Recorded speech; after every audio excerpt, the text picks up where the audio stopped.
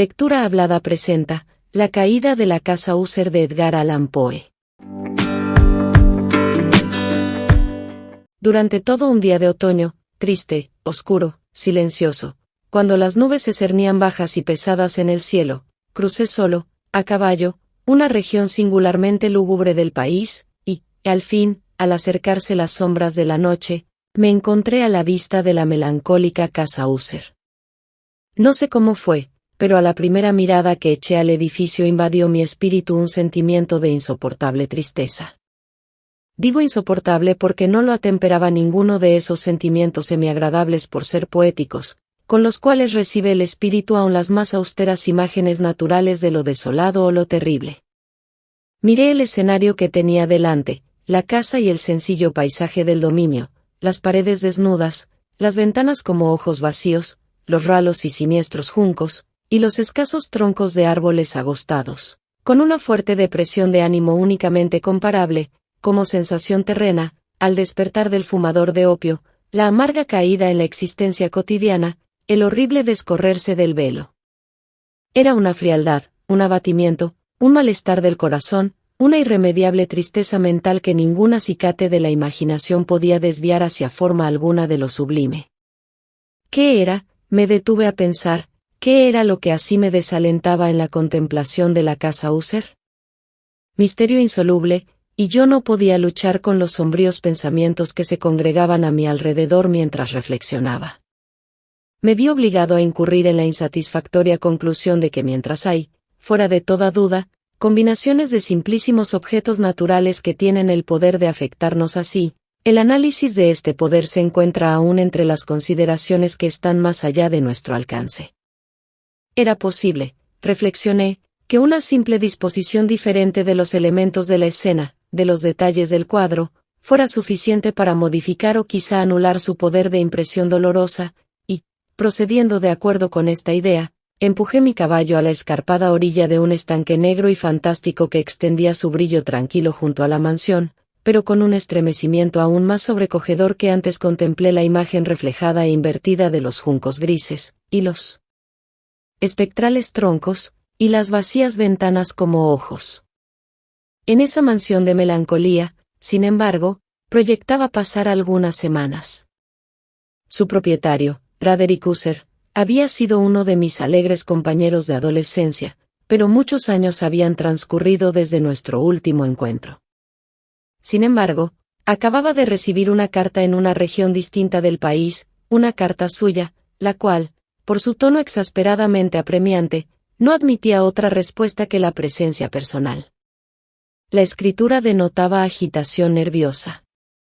El autor hablaba de una enfermedad física aguda, de un desorden mental que le oprimía y de un intenso deseo de verme por ser su mejor y, en realidad, su único amigo personal, con el propósito de lograr, gracias a la jovialidad de mi compañía, algún alivio a su mal. La manera en que se decía esto y mucho más, este pedido hecho de todo corazón, no me permitieron vacilar y, en consecuencia, obedecí de inmediato al que, no obstante, consideraba un requerimiento singularísimo. Aunque de muchachos habíamos sido camaradas íntimos, en realidad poco sabía de mi amigo. Siempre se había mostrado excesivamente reservado. Yo sabía, sin embargo, que su antiquísima familia se había destacado desde tiempos inmemoriales por una peculiar sensibilidad de temperamento desplegada, a lo largo de muchos años, en numerosas y elevadas concepciones artísticas y manifestada, recientemente, en repetidas obras de caridad generosas, aunque discretas, así como en una apasionada devoción a las dificultades más que a las bellezas ortodoxas y fácilmente reconocibles de la ciencia musical. Conocía también el hecho notabilísimo de que la estirpe de los User, siempre venerable, no había producido, en ningún periodo, una rama duradera, en otras palabras, que toda la familia se limitaba a la línea de descendencia directa y siempre, con insignificantes y transitorias variaciones, había sido así. Esta ausencia, pensé, mientras revisaba mentalmente el perfecto acuerdo del carácter de la propiedad con el que distinguía a sus habitantes, reflexionando sobre la posible influencia que la primera, a lo largo de tantos siglos, podía haber ejercido sobre los segundos, esta ausencia, quizá, de ramas colaterales, y la consiguiente transmisión constante de padre a hijo, del patrimonio junto con el nombre, era la que, al fin, identificaba tanto a los dos, hasta el punto de fundir el título. Originario del dominio en el extraño y equívoco nombre de Casa User, nombre que parecía incluir, entre los campesinos que lo usaban, la familia y la mansión familiar. He dicho que el solo efecto de mi experimento un tanto infantil, el de mirar en el estanque, había ahondado la primera y singular impresión. No cabe duda de que la conciencia del rápido crecimiento de mi superstición, pues, ¿por qué no he de darle este nombre?, servía especialmente para acelerar su crecimiento mismo. Tal es, lo sé de antiguo, la paradójica ley de todos los sentimientos que tienen como base el terror. Y debe de haber sido por esta sola razón que, cuando de nuevo alcé los ojos hacia la casa desde su imagen en el estanque, surgió en mi mente una extraña fantasía tan ridícula, en verdad, que solo la menciono para mostrar la vívida fuerza de las sensaciones que me oprimían. Mi imaginación estaba excitada al punto de convencerme de que se cernía sobre toda la casa y el dominio una atmósfera propia de ambos y de su inmediata vecindad, una atmósfera sin afinidad con el aire del cielo, exhalada por los árboles marchitos, por los muros grises, por el estanque silencioso, un vapor pestilente y místico, opaco, pesado, apenas perceptible, de color plomizo. Sacudiendo de mi espíritu eso que tenía que ser un sueño, examiné más de cerca el verdadero aspecto del edificio. Su rasgo dominante parecía ser una excesiva antigüedad. Grande era la decoloración producida por el tiempo. Menudos hongos se extendían por toda la superficie, suspendidos desde el alero en una fina y enmarañada tela de araña. Pero esto nada tenía que ver con ninguna forma de destrucción. No había caído parte alguna de la mampostería, y parecía haber una extraña incongruencia entre la perfecta adaptación de las partes y la disgregación de cada piedra. Esto me recordaba mucho la aparente integridad de ciertos maderajes que se han podrido largo tiempo en alguna cripta descuidada, sin que intervenga el soplo del aire exterior. Aparte de este indicio de ruina general, la fábrica daba pocas señales de inestabilidad. Quizá el ojo de un observador minucioso hubiera podido descubrir una fisura apenas perceptible que, extendiéndose desde el tejado del edificio, en el frente, se abría camino pared abajo, en zigzag, hasta perderse en las sombrías aguas del estanque. Mientras observaba estas cosas cabalgué por una breve calzada hasta la casa. Un sirviente que aguardaba tomó mi caballo, y entré en la bóveda gótica del vestíbulo. Un criado de paso furtivo me condujo desde allí, en silencio, a través de varios pasadizos oscuros e intrincados, hacia el gabinete de su amo. Mucho de lo que encontré en el camino contribuyó, no sé cómo, a avivar los vagos sentimientos de los cuales he hablado ya. Mientras los objetos circundantes, los relieves de los cielos rasos, los oscuros tapices de las paredes, el ébano negro de los pisos y los fantasmagóricos trofeos heráldicos que rechinaban a mi paso, eran cosas a las cuales, o a sus semejantes, estaba acostumbrado desde la infancia, mientras cavilaba en reconocer lo familiar que era todo aquello, me asombraban por lo insólitas las fantasías que esas imágenes no habituales provocaban en mí. En una de las escaleras encontré al médico de la familia. La expresión de su rostro, pensé, era una mezcla de baja astucia y de perplejidad. El criado abrió entonces una puerta y me dejó en presencia de su amo. La habitación donde me hallaba era muy amplia y alta. Tenía ventanas largas, estrechas y puntiagudas, y a distancia tan grande del piso de roble negro, que resultaban absolutamente inaccesibles desde dentro. Débiles fulgores de luz carmesí se abrían paso a través de los cristales enrejados y servían para diferenciar suficientemente los principales objetos. Los ojos, sin embargo, luchaban en vano para alcanzar los más remotos ángulos del aposento, a los huecos del techo abovedado y esculpido. Oscuros tapices colgaban de las paredes. El moblaje general era profuso, incómodo, antiguo y destartalado. Había muchos libros e instrumentos musicales en desorden, que no lograban dar ninguna vitalidad a la escena. Sentí que respiraba una atmósfera de dolor. Un aire de dura, profunda e irremediable melancolía lo envolvía y penetraba todo.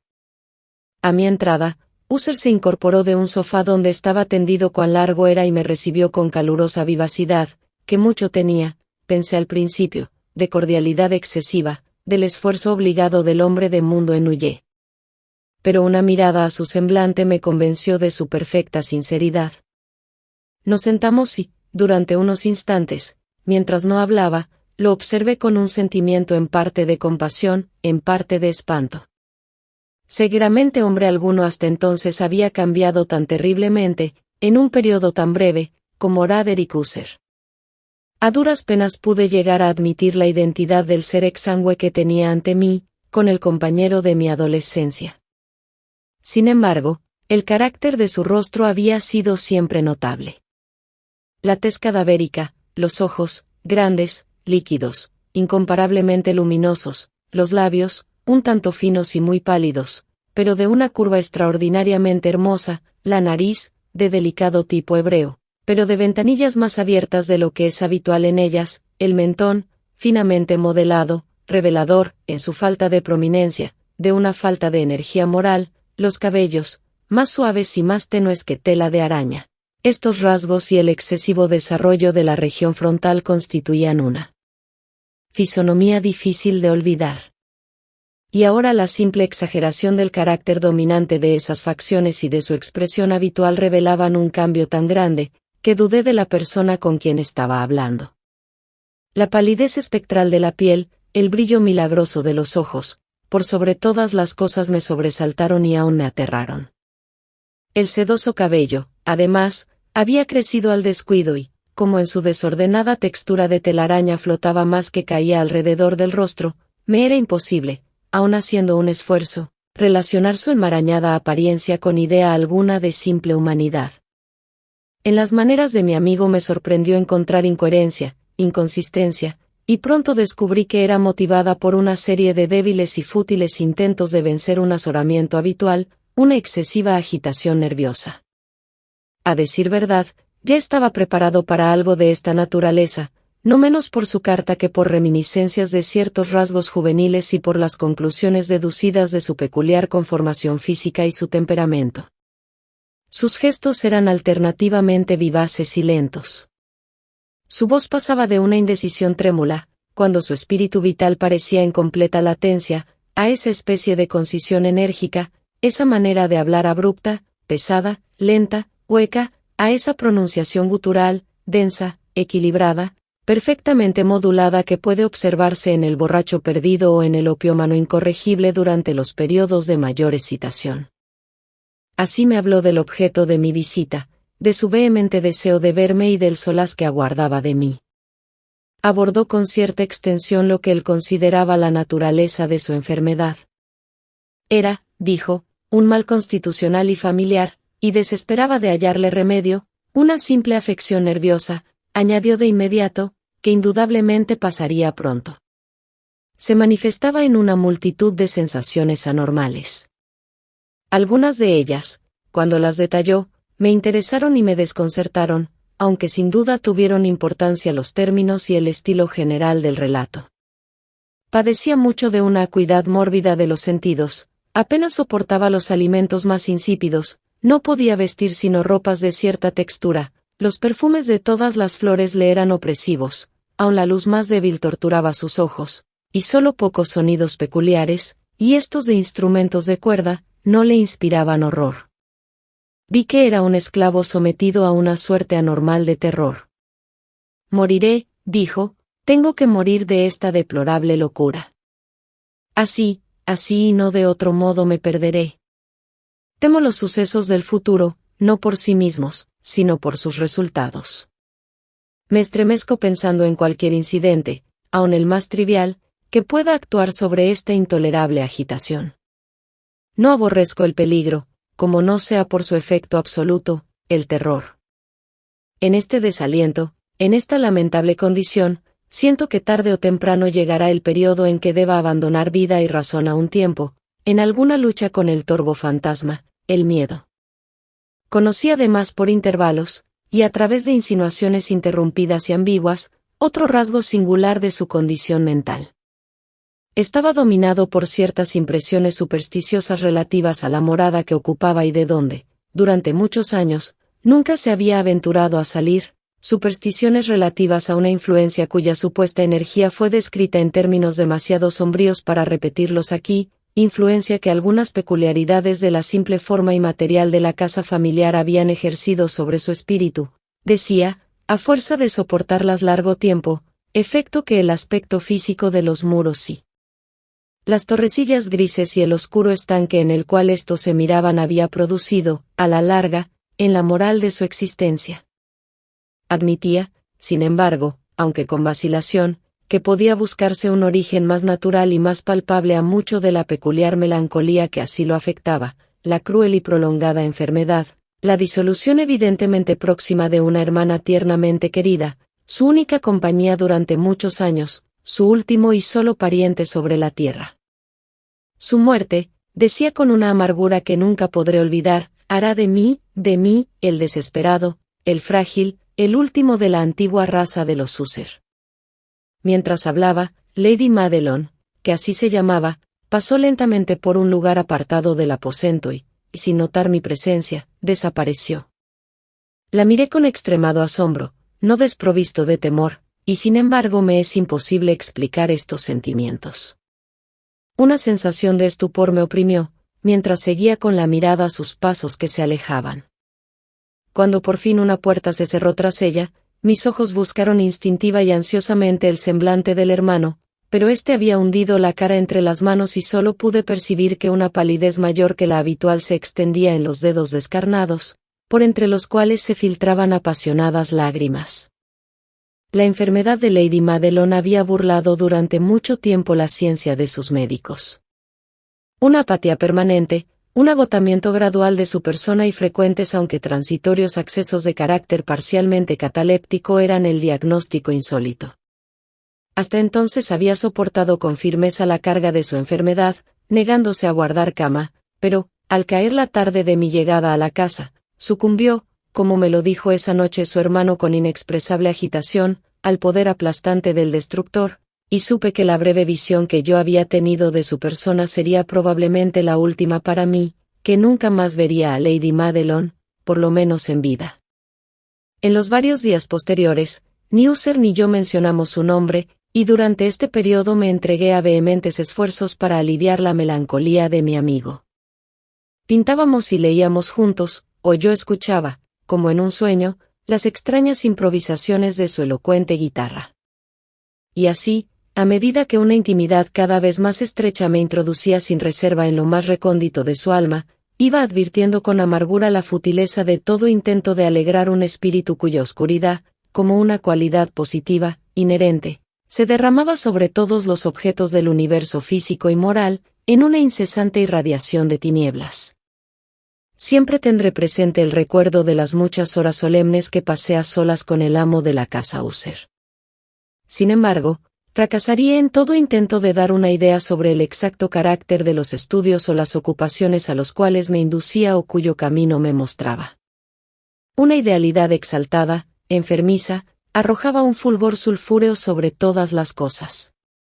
Sus largos e improvisados cantos fúnebres resonarán eternamente en mis oídos.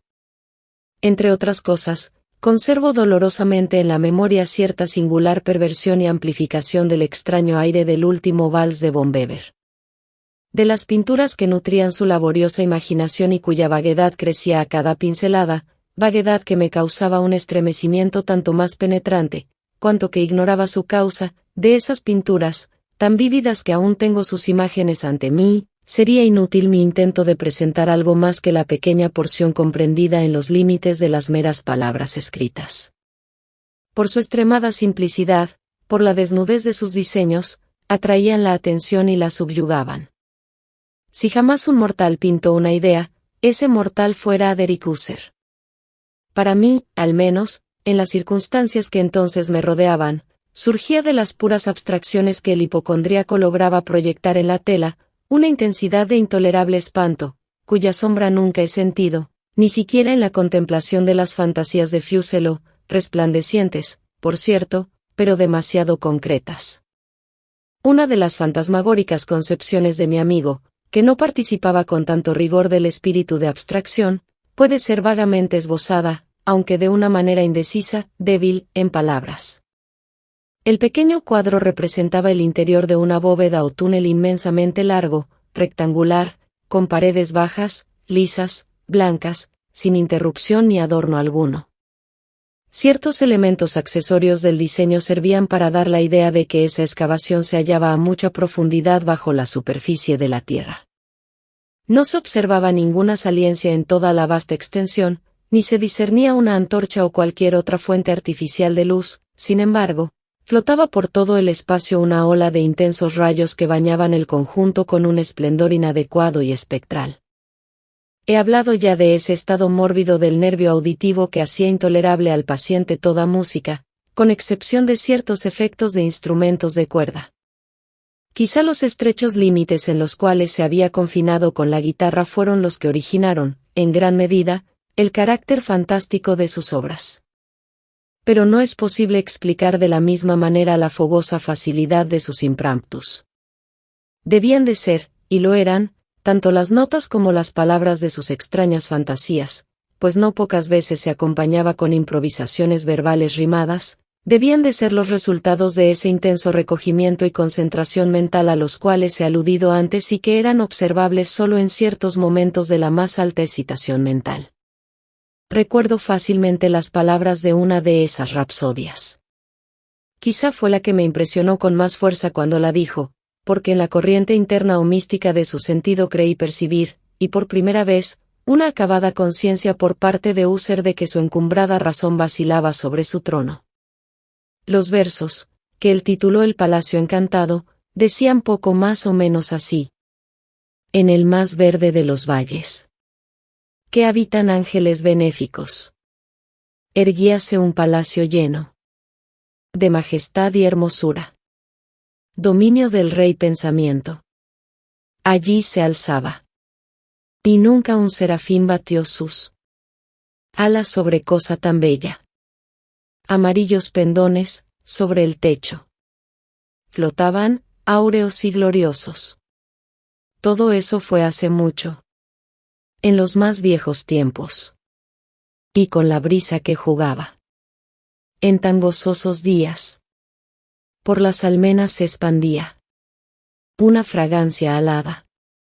Y los que erraban en el valle, por dos ventanas luminosas, a los espíritus veían danzar al ritmo de laúdes, en torno al trono donde, por Firogeneto, envuelto en merecida pompa, sentábase el señor del reino, y de rubíes y de perlas. Era la puerta del palacio, de donde como un río fluían centelleando los ecos, de gentil tarea, la de cantar con altas voces, el genio y el ingenio de su rey soberano. Más criaturas malignas invadieron, vestidas de tristeza, aquel dominio. Duelo y luto, nunca más. Nacerá otra alborada. Y en torno del palacio, la hermosura, que antaño florecía entre rubores, es sólo una olvidada historia, sepulta en viejos tiempos. Y los viajeros, desde el valle, por las ventanas ahora rojas, ven vastas formas que se mueven en fantasmales discordancias, mientras, cual espectral torrente, por la pálida puerta, sale una horrenda multitud que ríe, pues la sonrisa ha muerto.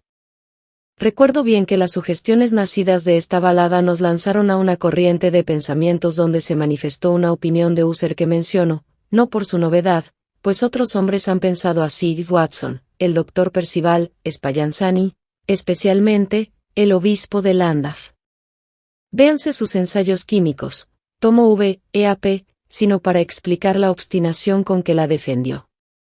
En líneas generales afirmaba la sensibilidad de todos los seres vegetales.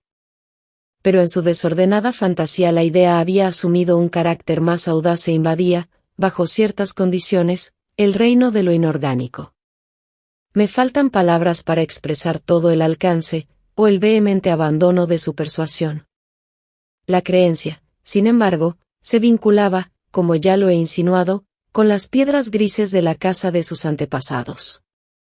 Las condiciones de la sensibilidad habían sido satisfechas, imaginaba él, por el método de colocación de esas piedras, por el orden en que estaban dispuestas, así como por los numerosos hongos que las cubrían y los marchitos árboles circundantes, pero, sobre todo, por la prolongación inmodificada de este orden y su duplicación en las quietas aguas del estanque. Su evidencia, la evidencia de esa sensibilidad, podía comprobarse, dijo, y al oírlo me estremecí, en la gradual pero segura condensación de una atmósfera propia en torno a las aguas y a los muros. El resultado era discernible, añadió, en esa silenciosa, más importuna y terrible influencia que durante siglos había modelado los destinos de la familia, haciendo de él eso que ahora estaba yo viendo, eso que él era. Tales opiniones no necesitan comentario, y no haré ninguno.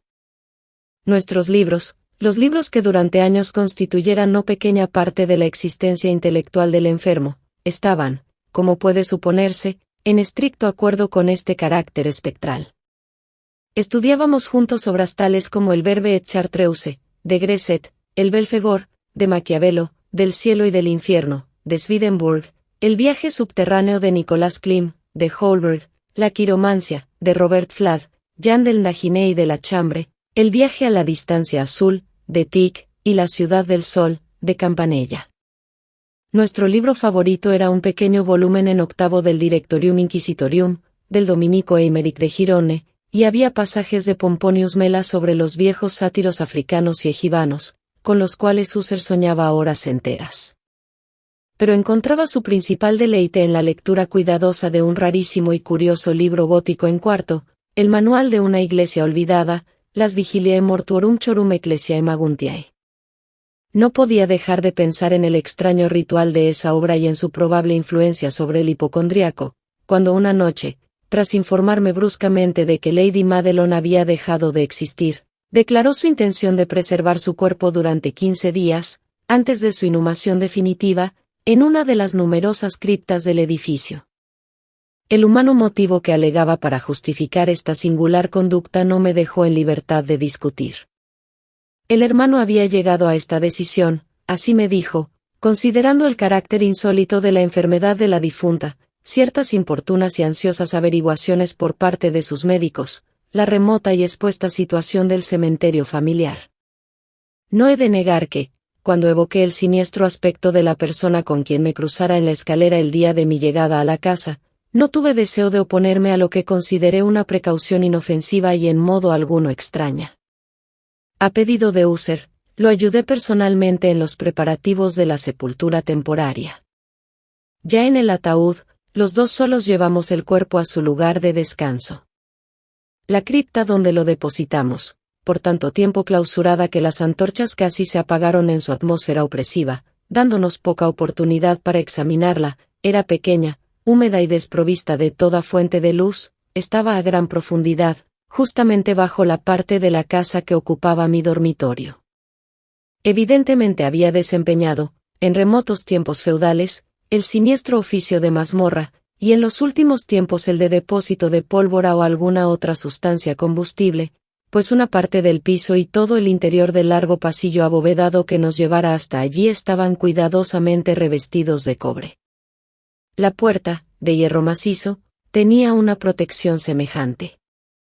Su inmenso peso, al moverse sobre los goznes, producía un chirrido agudo, insólito. Una vez depositada la fúnebre carga sobre los caballetes, en aquella región de horror, retiramos parcialmente hacia un lado la tapa todavía suelta del ataúd, y miramos la cara de su ocupante. Un sorprendente parecido entre el hermano y la hermana fue lo primero que atrajo mi atención, y Husserl, adivinando quizá mis pensamientos, murmuró algunas palabras, por las cuales supe que la muerta y él eran mellizos y que entre ambos habían existido siempre simpatías casi inexplicables. Nuestros ojos, sin embargo, no se detuvieron mucho en la muerta, porque no podíamos mirarla sin espanto.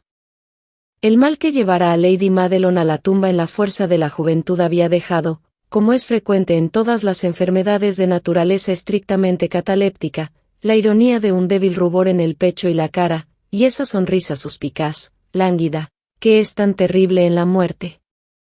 Volvimos la tapa a su sitio, la atornillamos y, asegurada la puerta de hierro, emprendimos camino, con fatiga, hacia los aposentos apenas menos lúgubres de la parte superior de la casa. Y entonces, transcurridos algunos días de amarga pena, sobrevino un cambio visible en las características del desorden mental de mi amigo. Sus maneras habituales habían desaparecido. Descuidaba o olvidaba sus ocupaciones comunes. Erraba de aposento en aposento con paso presuroso, desigual, sin rumbo. La palidez de su semblante había adquirido, si era posible tal cosa, un tinte más espectral, pero la luminosidad de sus ojos había desaparecido por completo. El tono a veces ronco de su voz ya no se oía, y una vacilación trémula, como en el colmo del terror, caracterizaba ahora su pronunciación.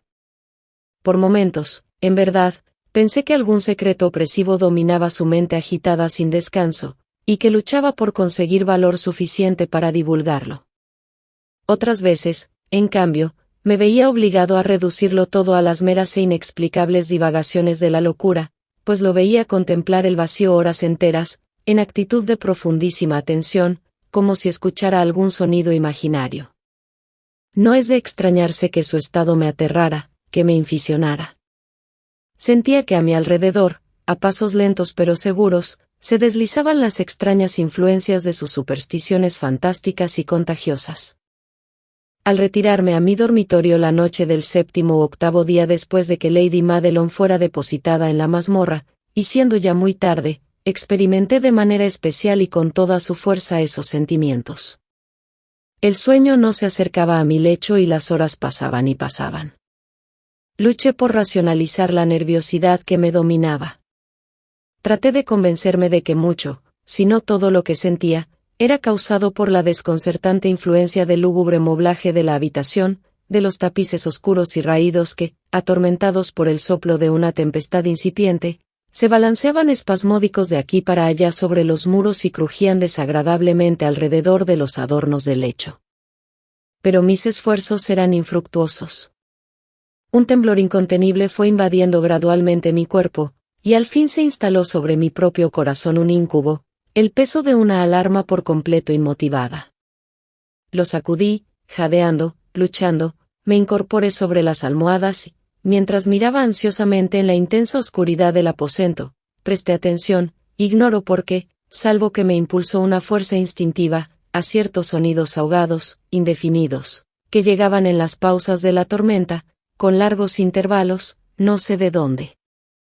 Dominado por un intenso sentimiento de horror, inexplicable pero insoportable, me vestí a prisa, pues sabía que no iba a dormir más durante la noche, e intenté salir de la lamentable condición en que había caído, recorriendo rápidamente la habitación de un extremo al otro. Había dado unas pocas vueltas, cuando un ligero paso en una escalera contigua atrajo mi atención. Reconocí entonces el paso de User. Un instante después llamaba con un toque suave a mi puerta y entraba con una lámpara. Su semblante tenía, como de costumbre, una palidez cadavérica, pero además había en sus ojos una especie de loca hilaridad, una histeria evidentemente reprimida en toda su actitud. Su aire me espantó, pero todo era preferible a la soledad que había soportado tanto tiempo, y hasta acogí su presencia con alivio. ¿No lo has visto?, dijo bruscamente, después de echar una mirada a su alrededor, en silencio. ¿No lo has visto? Pues aguarda, lo verás, y diciendo esto protegió cuidadosamente la lámpara, se precipitó a una de las ventanas y la abrió de par en par a la tormenta. La ráfaga entró con furia tan impetuosa que estuvo a punto de levantarnos del suelo. Era, en verdad, una noche tempestuosa, pero de una belleza severa, extrañamente singular en su terror y en su hermosura. Al parecer, un torbellino desplegaba su fuerza en nuestra vecindad, pues había frecuentes y violentos cambios en la dirección del viento, y la excesiva densidad de las nubes, tan bajas que oprimían casi las torrecillas de la casa, no nos impedía advertir la viviente velocidad con que acudían de todos los puntos, mezclándose unas con otras sin alejarse. Digo que aun su excesiva densidad no nos impedía advertirlo, y sin embargo no nos llegaba ni un atisbo de la luna o de las estrellas, ni se veía el brillo de un relámpago.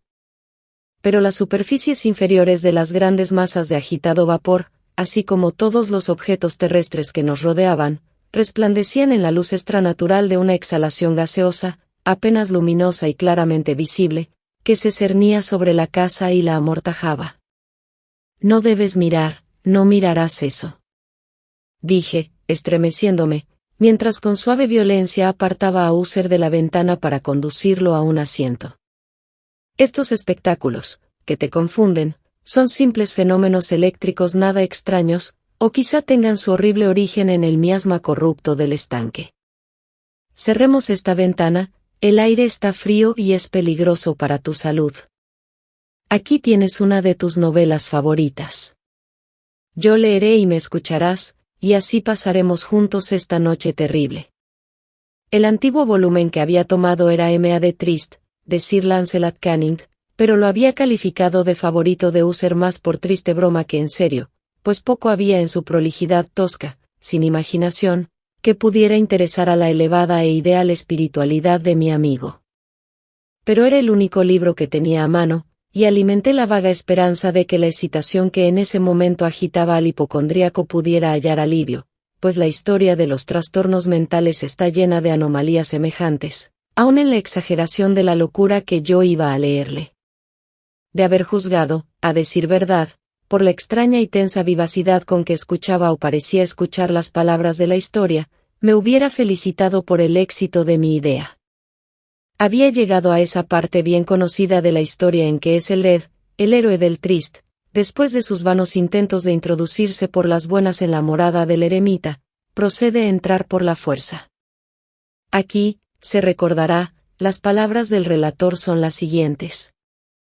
Y Eselred, que era por naturaleza un corazón valeroso, y fortalecido, además, gracias al poder del vino que había bebido, no aguardó el momento de parlamentar con el eremita, quien, en realidad, era de índole obstinada y maligna, más sintiendo la lluvia sobre sus hombros, y temiendo el estallido de la tempestad, alzó resueltamente su maza y a golpes abrió un rápido camino en las tablas de la puerta para su mano con guantelete, y, tirando con fuerza hacia sí, rajó, rompió, lo destrozó todo en tal forma que el ruido de la madera seca y hueca retumbó en el bosque y lo llenó de alarma. Al terminar esta frase me sobresalté y por un momento me detuve, pues me pareció, aunque enseguida concluí que mi excitada imaginación me había engañado, me pareció que, de alguna remotísima parte de la mansión, llegaba confusamente a mis oídos algo que podía ser, por su exacta similitud, el eco, aunque sofocado y sordo, por cierto, del mismo ruido de rotura, de destrozo que Sir Lancelot había descrito con tanto detalle. Fue, sin duda alguna, la coincidencia lo que atrajo mi atención pues, entre el crujir de los bastidores de las ventanas y los mezclados ruidos habituales de la tormenta creciente, el sonido en sí mismo nada tenía, a buen seguro, que pudiera interesarme o distraerme. Continué el relato.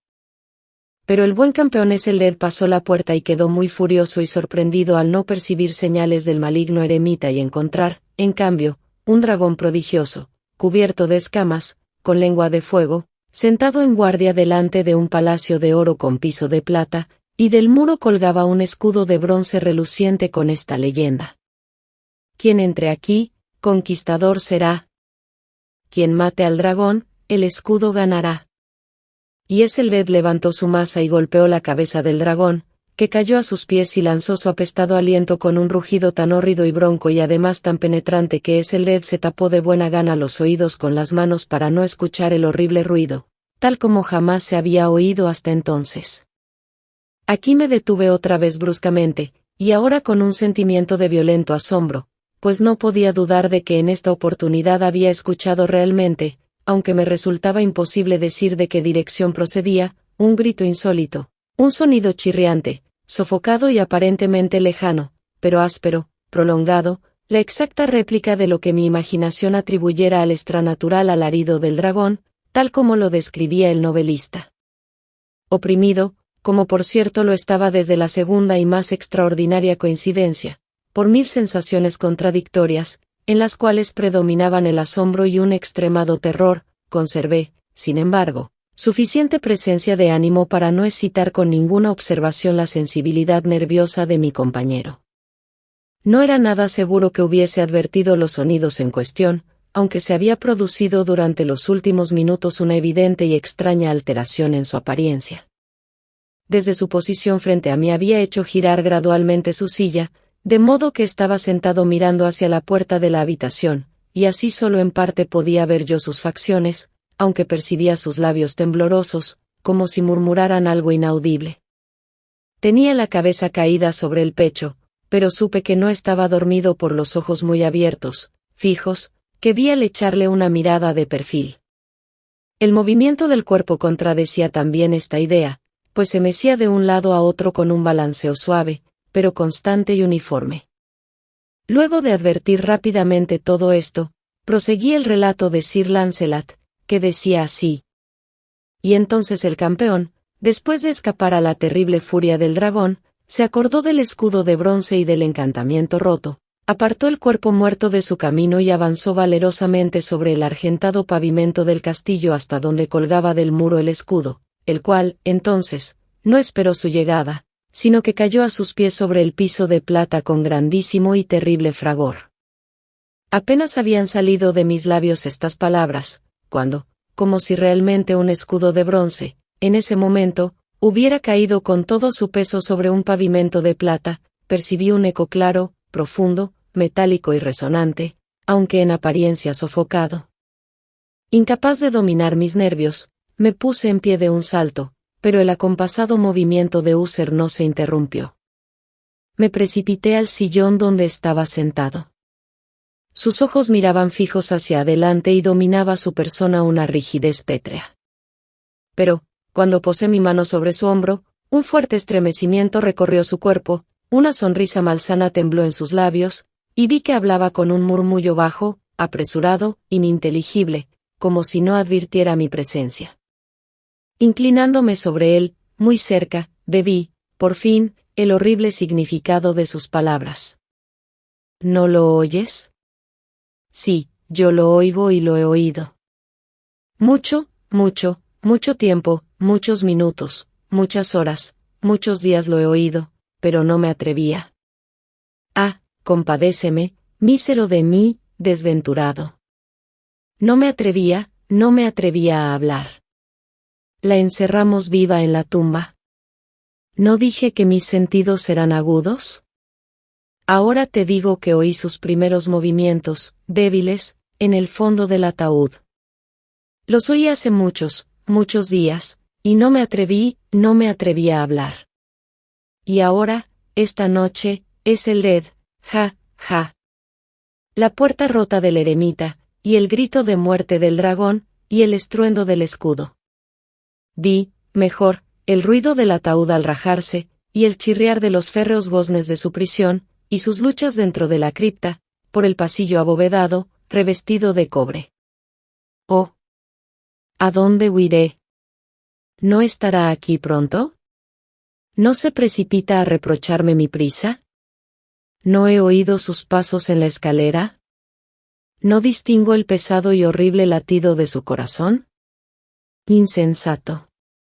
Y aquí, furioso, de un salto, se puso de pie y gritó estas palabras, como si en ese esfuerzo entregara su alma, insensato. Te digo que está del otro lado de la puerta. Como si la sobrehumana energía de su voz tuviera la fuerza de un sortilegio, los enormes y antiguos batientes que Uther señalaba abrieron lentamente, en ese momento, sus pesadas mandíbulas de ébano. Era obra de la violenta ráfaga, pero allí, del otro lado de la puerta, estaba la alta y amortajada figura de Lady Madelon Uther. Había sangre en sus ropas blancas, y huellas de acerba lucha en cada parte de su descarnada persona.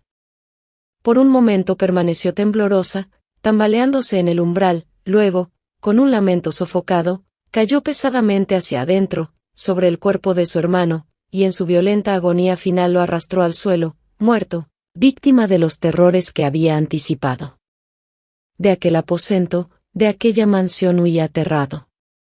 Afuera seguía la tormenta en toda su ira cuando me encontré cruzando la vieja avenida. De pronto surgió en el sendero una luz extraña y me volví para ver de dónde podía salir fulgor tan insólito, pues la vasta casa y sus sombras quedaban solas a mis espaldas. El resplandor venía de la luna llena, roja como la sangre, que brillaba ahora a través de aquella fisura casi imperceptible dibujada en zigzag desde el tejado del edificio hasta la base.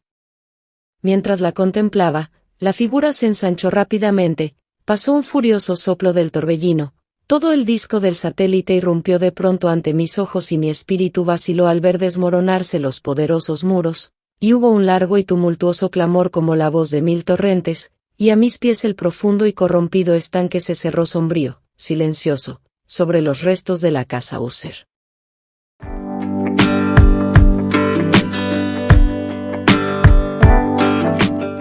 Gracias por escuchar este audiolibro. Si te gustó, te invito a suscribirte a nuestro canal, que nos será de mucha ayuda. Nos vemos en el próximo audiolibro.